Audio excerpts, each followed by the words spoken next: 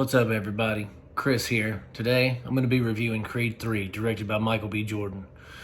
Now, I really like the Creed franchise. I mean, I like the Rocky franchises, but I like Creed 2. This one was good, about on par with the first one. I don't think it was better. I've heard a lot of people saying that this was the best out of the series and all that. Now, while it is good, it's not the best. But I really liked it because it stood on its own merits. It didn't have to rely on Stallone star power to get people's butts in seats. This was, directed by Michael B. Jordan, and he did a phenomenal job. The chemistry between him and Johnathon Majors on screen is palpable. The intensity when they're on screen together is ridiculous. I mean, it's so good.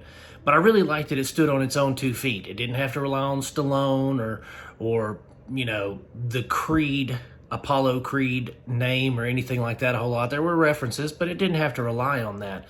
It relied on Michael B. Jordan, and his directorial debut was artful.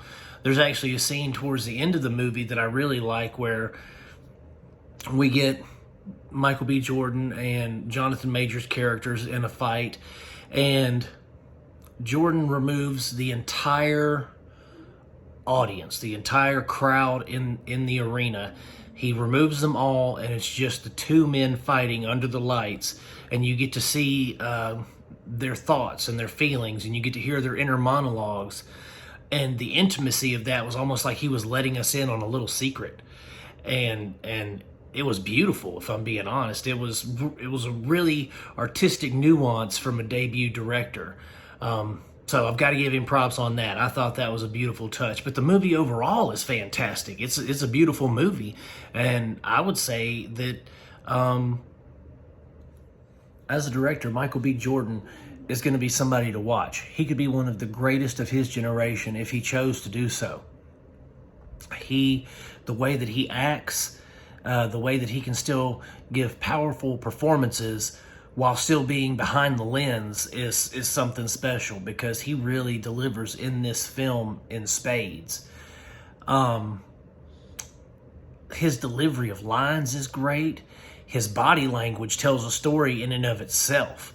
Also, Johnathon Majors, another phenomenal, I feel like maybe a generational talent. This guy, he can act his pants off, guys. I mean, in this, he plays the villain very well. I mean, and also, if we're talking about Johnathon Majors, his other films, his other movies with Avengers thing he was just in, right? I mean, his performance in that was hauntingly good. So he's somebody to watch out for too. But those 2 guys together were great. This whole movie's great. I feel like this, along with Rocky, this is also going to be one of those films that stands the indelible test of time. This is going to be one of those movies that we look back on, 20, 30 years from now, and we go, wow, that was quality cinema for 2023. You know what I mean? This movie's going to stand the test of time, guys. And I really appreciate you guys watching. If you want to get connected more, you want to see more film reviews and stuff like that, check out the Cinema Dolce Facebook page. And as always, I'll keep making them if you keep watching them, guys. Have a good one.